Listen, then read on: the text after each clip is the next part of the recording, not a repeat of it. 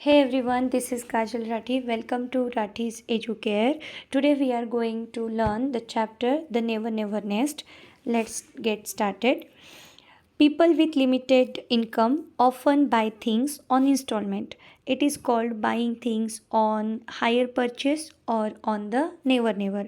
तो लोग क्या करते हैं, अपना इनकम जो है उनका बहुत लिमिटेड होता है और वो क्या करते हैं, थिंग्स बाय करते हैं इंस्टॉलमेंट पे। तो ये जो थिंग्स जो लोग इंस्टॉलमेंट पे लेते हैं उसे हम क्या बोलते हैं, buying things on hire purchase, मतलब रेंट पे लेना, या फिर उसी को द नेवर नेवर बोला जाता है। Thus the title of the play the never never nest means a house that has been bought on the never never, that is instalment. तो ये जो प्ले है, ये जो नाटक है, इसका जो टाइटल है द नेवर नेवर नेस्ट, इसका मतलब क्या है, एक घर है जो इंस्टॉलमेंट पे खरीदा गया है। The never never nest is also an idiom which means a house in which everything is wonderful. तो never never nest एक ऐसा idiom है जिसमें एक घर में जो भी चीज़ें होती है, everything is wonderful, हर चीज़ बहुत ही wonderful रहती है। ठीक है, लेट्स स्टार्ट। सो इसमें इस प्ले में जो कैरेक्टर्स दिए गए हैं वो है जैक, जील जो जैक की वाइफ है, आंट जेन एंड नर्स। ये 4 कैरेक्टर्स हैं। इसमें आपको सीन बताया गया है कि क्या सीन है इस नेवर नेवर नेस्ट में। तो आपको दिख रहा होगा इमेज में, यहाँ पर जो चश्मा पहने हुई है वो आंट जेन है और आंट जेन के लेफ़्ट साइड को जील है जो जैक की वाइफ है एंड राइट हैंड को जैक है। ठीक है, तो सीन देख लेते हैं। The lounge of Jack and Jill's bungalow in London. तो ये एक लाउंज है जो कहाँ है, जैक एंड जील का बंगलो है जो लंदन में है। Okay, there is a round table and 2 nice looking chairs on one side of the table. तो वहाँ पर एक राउंड टेबल दिख रहा है आपको इमेज में एंड उसके साइड में 2 चेयर्स है। ठीक है, as the curtain rises Jack and Jill enter. अभी जैसे ही पर्दा उठता है तो जैक एंड जील आते हैं स्टेज पर। With them is aunt Jane whom they are showing their new house। और उनके साथ आंट जेन है जिसको वो अपना घर दिखा रहे हैं। ठीक है, तो आपको सीन ध्यान में आ रहा है। ओके, तो जील आंट और जैक बातें करते हैं आंट जेन से। जील बोलता है and this is the lounge. तो ये हमारा क्या है, लाउंज है। लाउंज मतलब क्या, a comfortable sitting room in a house, जहाँ पर हम बैठ सकते हैं आराम से, उसको लाउंज बोला जाता है। ठीक है, तो ये कंफर्टेबल सिटिंग रूम है, ऐसे जील बताती है दिस इज़ द लाउंज। ठीक है, aunt charming such a cosy little room and such pretty furniture. तो आंट जेन बताती है कि बहुत ही सुंदर है, कोजी है। कोजी मतलब क्या, कंफर्टेबल है, आरामदायक है आपका ये छोटा सा रूम। एंड जो फर्नीचर है वो तो बहुत ही ज़्यादा प्रिटी है। Okay, Jack, yes aunt Jane we really like it. तो वो बोलता है कि हाँ, हमें भी बहुत पसंद है। We often sit here and enjoy the music on our stereo system. तो वो बोलता है कि हम यहाँ पर अक्सर बैठते हैं, ठीक है, और क्या करते हैं, एन्जॉय भी करते हैं हमारा music on our stereo system. Stereo system मतलब वॉट, ये एक सीडी टाइप का होता है जिसके 2 सेपरेट स्पीकर्स होते हैं, उसको स्टेरियो सिस्टम बोला जाता है। ठीक है, तो aunt, oh have you got a car, a piano and a stereo as well. तो आंट जेन को बहुत ज़्यादा, मतलब वो सरप्राइज़ फील करती है क्योंकि वो बताती है कि तुमने कार भी ले लिया, पियानो भी ले लिया, स्टेरियो भी ले लिया, मतलब तुमने सब कुछ खरीद लिया। तो जैक बताता है हाँ, वाई मतलब क्या, वो एक सरप्राइजिंग वे में एक्सप्रेशन देता है कि क्यों, of course aunt Jane you simply must have a music system in this days. तो आपके पास तो एक म्यूज़िक सिस्टम होना ही चाहिए। Okay, and it's so nice for me when Jack's away and Jill बोलती है कि and it's so nice for me when Jack's away at his job sometimes I make him move it into the kitchen so that I can listen to it while I cook.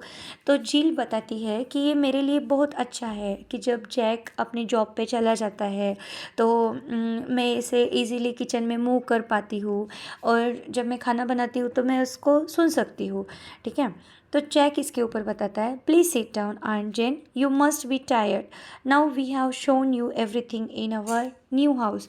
तो Jack बोलता है कि aunt जेन आप बैठ जाइए, अभी आप थक गए होगे एंड हमने आपको घर में की हर वो चीज़ दिखाई है हमारे न्यू घर की। ठीक है, Jill, what do you think of our little nest aunt Jane. Jill पूछती है आंट जेन को कि आपको हमारा ये छोटा सा घर कैसे लग रहा है। तो आंट जेन इस पे बताती है, I think it's wonderful my dears, the piano, the car, the furniture, the refrigerator and the stereo, everything is wonderful, really wonderful. तो आंट जेन बताती है कि हाँ, मुझे लगता है हर चीज़ आपके घर में की बहुत ही ज़्यादा वंडरफुल है। वो हर चीज़ जैसे piano, car, furniture, refrigerator, everything is wonderful. Okay Jack, and we owe it all to you. और जैक इस पे बोलता है कि हम इसके लिए आपके बहुत ऋणी हैं। Okay, owe it all to you मतलब क्या, it is an indebted to you for all this things. ठीक है, मतलब कर्ज लेना, और ये सारी चीज़ के लिए हम आपके लिए बहुत ऋणी है। ठीक है, aunt, yes Jack, that's what is worrying me. तो आंट बोलती है कि हाँ, यही तो बात है जो मुझे वरी कर रही है। Jack, worrying you, Aunt Jane? Aunt, yes, dear. That check I gave you on your wedding anniversary as a gift, it was for 200 pounds, I think. Didn't I put there 2000 by mistake? तो aunt जेन अब क्यों worry है वो बताती है कि वो बोलती है कि आपके वेडिंग एनिवर्सरी पे मैंने आप लोगों को एक चेक दिया था, ठीक है, एज अ गिफ्ट करके। तो वो जो चेक था उसके ऊपर 200 पाउंड्स लिखा था मैंने, शायद मैंने गलती से वहाँ पे 200 की जगह पर 2000 तो नहीं लिखा है। ऐसे आंट जेन ये बात उनको वरी करता है। तो आंट जेन उनको पूछ लेती है कि क्या मैंने गलती से वहाँ पर 2000 पाउंड तो नहीं किया है। Jill, oh no aunt Jane, what on earth made you think like that. तो जिल बताती है कि आपको क्या ऐसे सोचने में मजबूर कर रहा है। ठीक है, आंट, रिलीव्ड, अभी एक थोड़ा सा रिलीफ मिला कि नहीं नहीं, गलती से 2000 पाउंड नहीं 200 पाउंड का ही चेक गया है। तो आंट जेन एक रिलीफ के साथ बोलती है, well that's all okay, but I still don't understand the house, it's very lovely no doubt, but doesn't it cost a lot for a rent. तो आंट जेन यहाँ पे बताती है कि ठीक है, अभी तो एक रिलीफ मिल गया है कि चलो 2000 पाउंड नहीं हुआ है गलती से। तो वो बोलती है कि अभी भी मुझे नहीं समझ में आ रहा है कि तुम्हारा ये जो घर है जो इतना वंडरफुल है, इतना लवली है, क्या इसका जो रेंट है क्या ये आपके लिए बहुत ज़्यादा नहीं है। तो जैक इसके ऊपर बोलता है, rent, oh no aunt Jane, we don't pay any rent, हम कोई रेंट नहीं देते हैं। Aunt, but Jack that's really bad, if you don't pay the rent you will get turned out into the street and that won't be nice, you know, you must think of Jill and the baby now। तो aunt जेन अभी Jack को समझाती है कि बेटा अगर तुम rent नहीं देते हो तो तुम्हारे लिए बहुत ही ये बुरा होगा, तुम्हें रास्ते पे फेंक दिया जाएगा एंड तुम्हारे लिए अभी ये अच्छा नहीं होगा। क्यों? क्योंकि तुम्हें अभी जिल और तुम्हारा ये जो छोटा बेबी है इसके बारे में भी तो सोचना पड़ेगा। तो जैक इसके ऊपर बोलता है, no no aunt Jane, you haven't quite understood, we don't pay any rent because the house is ours. तो जैक इसके ऊपर बोलता है, नहीं नहीं, हम लोग रेंट नहीं देते, इसका मतलब आपने हमें समझा नहीं है क्या कि हम रेंट नहीं देते मतलब क्या ये घर हमारा ही है। Aunt, yours. Jill, why yes aunt Jane, you must pay 10 pounds and it's yours. तो आंट जेन को समझाते हुए जिल बताती है कि हाँ आंट जेन, हमें बस क्या करना है, 10 पाउंड्स देना है और ये घर क्या हो जाएगा, हमारा हो जाएगा। ओके, आपका हो जाएगा। Jack, yes aunt Jane, you can buy and enjoy a home for your own for just 10 pounds and the rest in monthly instalment. It was so uneconomic to go on paying rent year after year. You know, why be Mr. Tenant when you can be Mr. Owner? तो Jack aunt Jane को समझाते हुए बताता है कि you can buy and enjoy home of your own for just 10 pound. तो Jack aunt Jane को समझाते हुए बोलता है कि आप अगर 10 पाउंड्स दे के अपना खुद का घर खरीद सकते हो और उसके बाद का जो भी पेमेंट है वो मंथली इंस्टॉलमेंट पे अगर आप दे सकते हो तो क्यों ना, ठीक है। It was so अनइकोनॉमिक। अनइकोनॉमिक मतलब वॉट, अनप्रॉफिटेबल। प्रॉफिटेबल नहीं होगा कि क्या हर महीने पैसे देते जाओ, रेंट देते जाओ, तो वो कुछ अनइकोनॉमिक है, ठीक है। तो जैक आंट जेन को समझाते हुए बोलता है कि क्यों टेनेंट बनना है, एक किराएदार बन के क्यों रहना है जब आप खुद एक ओनर बन सकते हो बस 10 पाउंड्स दे के और बाकी का ऑन इंस्टॉलमेंट्स, ठीक है। तो aunt Jane, there is something in that really, but even then Jack, you must be getting good wages to keep up a house like this।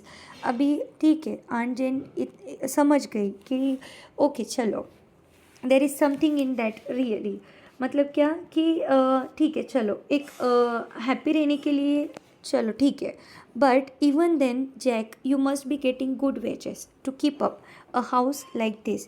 तो तुम्हें बहुत अच्छा पेमेंट मिलता होगा, वेजेस मतलब क्या, सैलरी।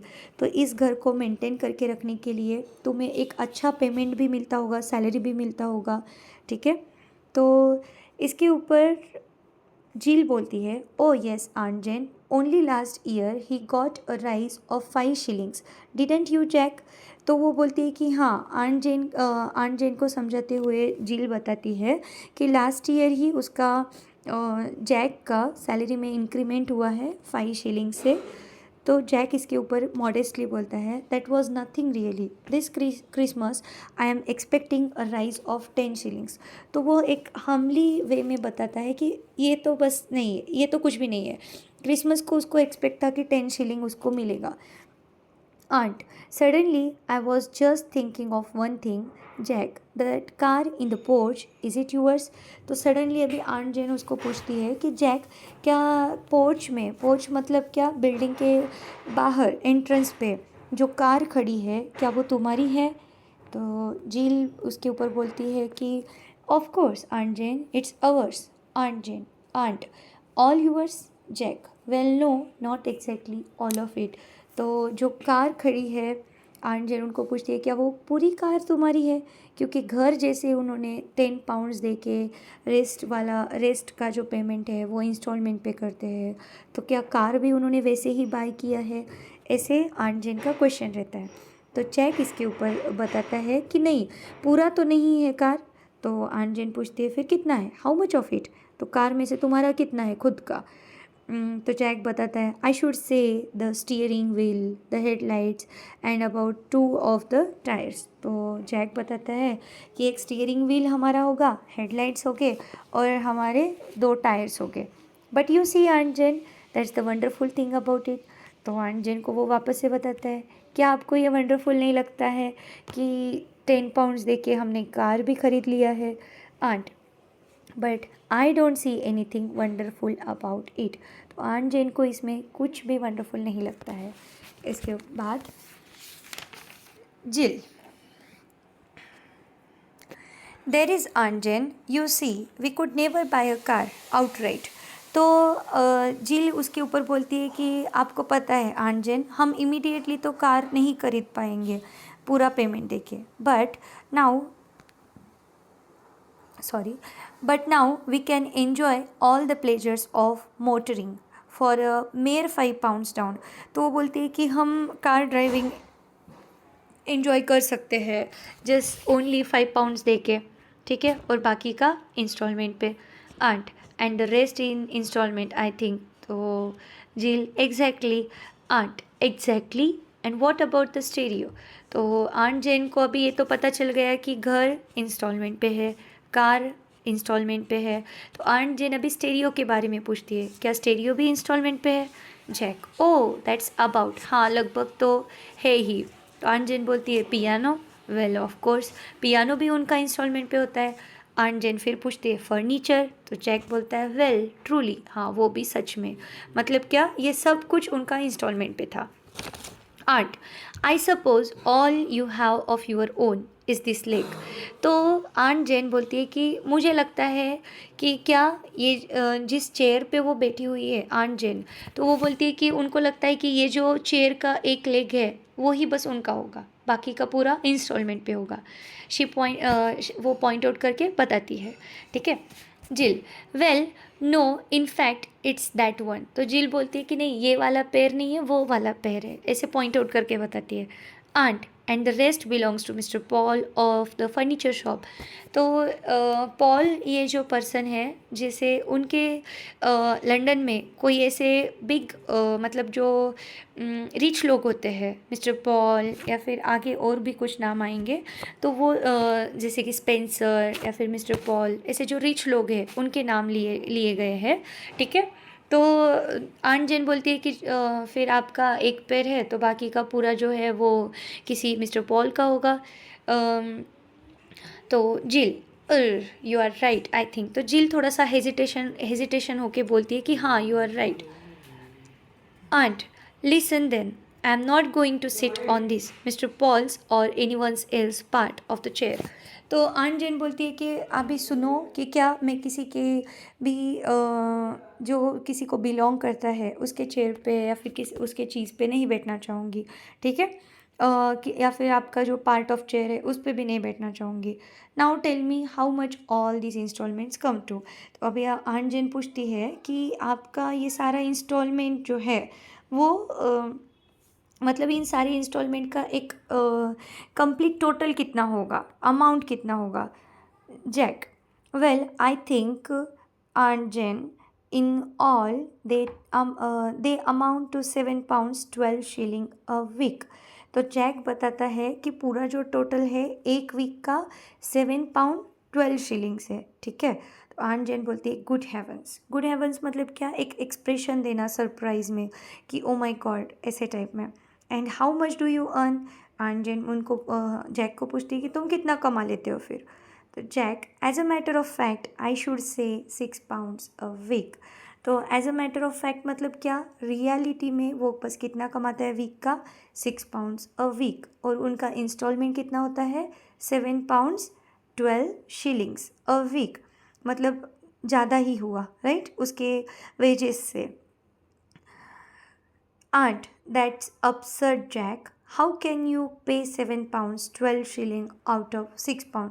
तो आंट जन बोलती है क्या बकवास है, बेतुका है कि तुम्हें तो इंस्टॉलमेंट है तुम्हारा £7 का और तुम्हारा सैलरी है £6 का, तो तुम कैसे पेमेंट कर पाओगे फिर। Jack, that's easy, Aunt Jen. The rest of the money you can borrow from Goodwill Finance Corporation.